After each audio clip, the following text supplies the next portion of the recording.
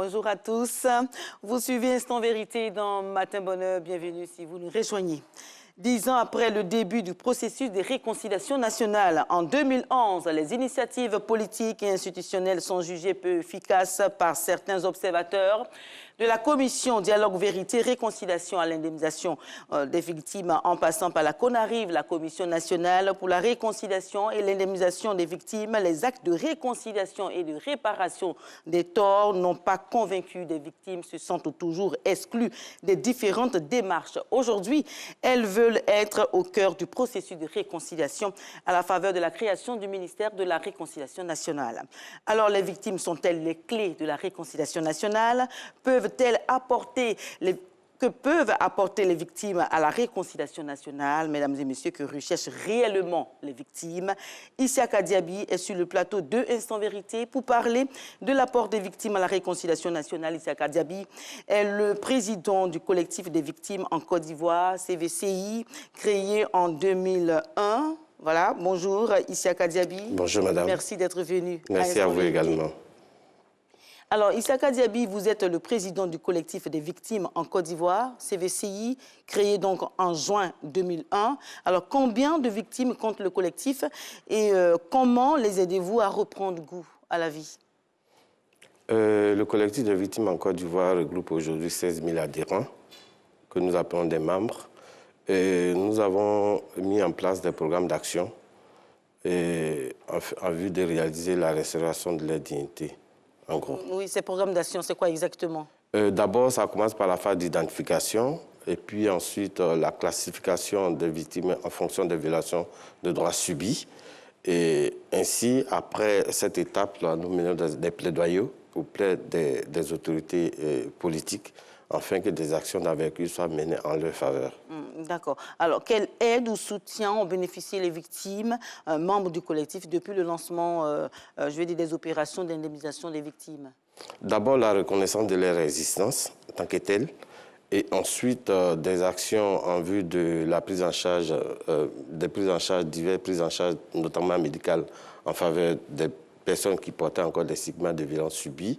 Et ensuite, le gouvernement ivoirien a décidé de compatir à leur souffrance en leur octroyant des pécules, c'est-à-dire de l'argent pour, pour traduire leur reconnaissance. Alors, la Côte d'Ivoire dispose d'une liste de 316 954 victimes issues des différentes crises survenues dans le pays de 1990 à 2011. Alors, combien de victimes ont-elles reçu la réparation des torts qu'elles ont subis? Non, c'est au service chargé d'exécuter le programme, de faire les statistiques et de faire... Et à votre niveau? À notre niveau, nous n'avons pas de statistiques bien précises parce qu'au fur et à mesure, nous découvrons que des personnes ont reçu. Mais concernant les blessés, nous sommes autour de 600 personnes qui ont obtenu les prises en charge parce que c'était ça notre cible important parce qu'on a estimé à un certain moment donné qu'il ne fallait pas laisser ces personnes-là avec des balles dans le corps et voilà.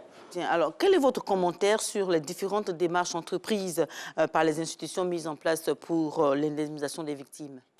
Notre commentaire, on a d'abord salué la création de ces structures après près de 30 années de crise survenue dans notre pays. On a déjà salué les créations. Ensuite, mon commentaire, c'est que les actions, bien que mises en place, n'ont pas été inclusives. N'ont pas été inclusives. Expliquez-vous, n'ont pas été inclusives. Elle n'a pas été inclusive parce que les deux actions menées par l'État de Côte d'Ivoire visent seulement à compatir à la douleur des victimes et puis ensuite à octroyer des prises en charge au plan médical aux victimes. Et ensuite, tout récemment, nous avons appris que le ministère a octroyé des aides, des prêts à les victimes afin qu'ils puissent exercer des domaines. À vous entendre, on a l'impression que ce n'est pas suffisant tout ça. Ce n'est pas suffisant parce qu'il y a la question des enfants devenus orphelins du fait de la crise et autres enfants devenus vulnérables et dépendants du fait de la crise, la même crise. Et aussi, il y a les personnes devenues tétraplégiques et aussi mutilées qui ont... En même temps, ce n'est pas suffisant. C'est vrai, comme vous le dites, mais bon, c'est une aide, ce sont des soutiens que le gouvernement de Côte d'Ivoire apporte à ces personnes. C'est une promesse de l'État de Côte d'Ivoire. Quand on te fait une promesse, c'est qu'on doit à la personne. Et les victimes ont des droits fondamentaux à respecter. Dans un état de droit, quand une personne souffre, quand une personne a subi des violences, il faut tout de suite venir à l'aide à cette personne-là. Donc c'est un droit. Oui, on vous a entendu souvent décrier certains faits, vous avez crié à l'injustice. Il vous arrive même de parler de corruption, de détournement de fonds. Expliquez-nous les faits. Que se passe-t-il réellement? Bon, quand nous voyons le fonds octroyé aux différentes structures mises en place en Côte d'Ivoire pour permettre au pays de retrouver ses lustres d'antan, nous avons été surpris d'entendre le président de la République lors de la remise du rapport de la CDVR que 16 milliards avaient été mis à la disposition de la CDVR. Ensuite, nous avons appris que 6 milliards ont été remis à la disposition de la CONARIV afin que ces structures puissent parachever le travail de la 16 milliards à la CDVR, 6 milliards à la CONARIV et oui. Aujourd'hui 20 milliards au Programme national de cohésion sociale. Vous voyez, nous sommes à près de 50 milliards. Mais ces fonds ont été utilisés à bon escient pour la réparation des torts des victimes, pour essayer de, ne serait-ce qu'un temps soit peu, subvenir aux besoins des nombreuses victimes en Côte d'Ivoire. Madame, je vous informe qu'aujourd'hui, il n'y a même pas de liste de victimes. Je viens de vous dire que l'État de Côte d'Ivoire a 316 954 victimes. Nous avons sur les différentes crises de 90 à 2011. Nous avons souhaité que cette liste-là vise des typologies de violations subies, combien d'orphelins, combien de personnes mutilées, combien de femmes ayant subi des violences basées sur le genre, combien de décès. Vous voyez, la liste n'est pas précise. Elle ne précise pas les violations subies par les populations. Mais si cette liste est précise. Non, je parle... Je pense que peut-être que pour les besoins de l'émission, on n'a pas peut-être le temps de catégoriser peut-être les victimes, mais je crois que les autorités compétentes ont pris le soin de pouvoir regarder de près, de pouvoir classifier les différentes victimes. Je sais de quoi je parle. À un certain moment donné, j'étais au cœur de ce système-là. Nous nous sommes retirés parce que nous avons trouvé qu'elle n'est pas crédible. Tous les outils de justice sont mis en place en Côte d'Ivoire, à commencer par la CDVR, la CONARIV, le Programme national de cohésion sociale, la cellule spéciale d'enquête, même la Cour pénale internationale n'ont pas agi pour restaurer la dignité des victimes. C'est ce que nous déplorons. Mais qu'est-ce que vous entendez par agir pour restaurer la dignité des victimes? Qu'est-ce que vous entendez par là? Les victimes ont soif de vérité, de repentance et aussi de justice. C'est fondamental pour elles. Pour vous, la justice serait quoi? La justice, c'est que les auteurs de crimes répondent de leurs actes de façon exclusive. Ne rattachons pas la question des victimes à des remises de pécule. Ce n'est pas forcément l'argent. C'est ce que j'allais vous poser comme question. Ce n'est pas forcément l'argent qui règle le problème. Voilà. Les gens ont besoin de savoir la vérité. Il y a des victimes qui disent qu'ils n'ont pas besoin d'indemnisation. Elles veulent savoir la vérité. Leur association, le collectif des victimes en Côte d'Ivoire, veut agir pour garantir les non-répétitions de commission de crimes. Donc ça n'a rien à voir avec l'argent. D'accord. Quand vous avez décrié certains faits, vous avez été reçu, je crois, par le président de la République en 2019. C'est cela? 2015. En 2015. Voilà. Alors, de 2015 à aujourd'hui, est-ce que les choses ont évolué positivement pour la prise en compte de toutes les victimes? Les choses n'ont pas évolué positivement en dépit des actions, des ordres donnés par le président de la République. Les choses n'ont pas évolué. Si les choses avaient évolué, c'est les victimes qui allaient remercier, n'est-ce pas, les acteurs des mises en œuvre des programmes qui devaient viser à leur... À votre avis, pourquoi les choses n'ont pas évolué? C'est le manque de transparence dans la gestion des affaires publiques, le déficit de collaboration avec les cibles, les victimes, et aussi la mauvaise gouvernance. La mauvaise gouvernance, le manque de transparence dans la gestion des affaires des victimes. Qu'est-ce que vous voulez dire exactement? Vous n'êtes pas quand même accusé ici peut-être des institutions de manque de transparence dans la gestion? Aucune organisation dans le monde n'est parfaite. Personne n'est parfait. Il faut travailler chaque jour pour parfaire les choses. Quand les choses ne sont pas parfaites, il faut les dénoncer. Il faut mener des actions afin que les choses soient équilibrées. Ça, c'est notre rôle. Hein? Dénoncer, on ne dénonce pas sans raison. Aujourd'hui, quelle est la situation de ces enfants orphelins issus de la crise? Personne ne peut vous faire le point de leur assistance. Mais au moins, c'est parce que peut-être que vous-même, vous n'avez pas été peut-être associé. Peut-être c'est pour cela. On ne peut pas faire... vous n'avez pas été associé. On ne peut pas avoir le bonheur de quelqu'un sans sa présence. Hein? Il n'y a qu'en Côte d'Ivoire que les gens agissent, les structures étatiques ou les structures chargées de la situation des victimes qui décident, sans pour autant consulter les victimes. Non, mais c'est quand même, ils consultent les victimes. Non, aujourd'hui, s'ils avaient consulté les victimes, la préoccupation d'un certain nombre de personnes issues de cette communauté de victimes, particulièrement ces femmes aujourd'hui qui se retrouvent veuves, qui se retrouvent avec 5 ou 7 enfants, hein, n'a pas de moyens pour agir en vue de leur scolarisation. Donc, ces cas existent. Ces cas existent, c'est vrai, mais l'opération d'indemnisation des victimes des différentes crises a commencé par les victimes décédées et les blessés. Les autres formes de préjudice seront, je veux dire, prises en compte dans le processus. Ça fait 5 ans que... Mais cela a été défini dans le calendrier qui vous a été remis. Il n'y a pas eu de calendrier. Pour assister une personne, on ne fait pas de calendrier.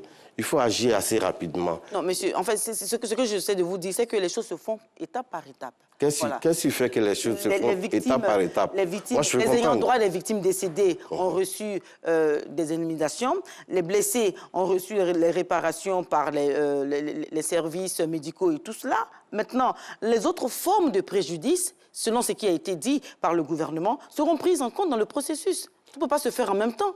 Madame, quand je prends un cas spécifique, l'école est obligatoire en Côte d'Ivoire. Ces enfants doivent attendre pendant combien d'années avant d'être scolarisés? Ces enfants ont besoin, d'autres enfants aussi ont besoin d'être resocialisés. Il y a des femmes aujourd'hui qui portent encore le traumatisme subi pendant 5 ans. Personne n'est pas accepter cette situation. J'ai envie de vous dire que toute la Côte d'Ivoire, c'est pas, je ne veux pas négliger ou encore balayer du revers de la main la situation des victimes qui ont été vraiment gravement ou même durement touchées par les situations que nous avons vécues en Côte d'Ivoire. Mais j'ai envie de vous dire que toute la Côte d'Ivoire a subi des torts. Toute la Côte d'Ivoire a subi des traumatismes. Voilà. Je suis parfaitement d'accord avec vous parce que derrière une victime, il y a une famille. Derrière cette famille, il y a toute une communauté. Oui. Hein, communauté religieuse, communauté ethnique et tout ça. Mais celui qui a... certaines victimes ne peuvent pas se comparer à la victime qui a été mutilée. Hein? Il faut classifier. Est-ce que c'est parce que vous-même, vous vous sentez impuissant par rapport à cette situation, face à la situation? Non, je ne me sens pas impuissant parce que je fais face au rapport de force qui est favorable à l'État, qui l'utilise au détriment des victimes. Non, vous ne pouvez pas dire ça. Si. Vous ne pouvez pas dire ça. Si. Sur quoi vous vous basez? Pourquoi vous pouvez affirmer cela? J'affirme cela parce qu'aujourd'hui, par exemple, je prends en matière de justice. Oui.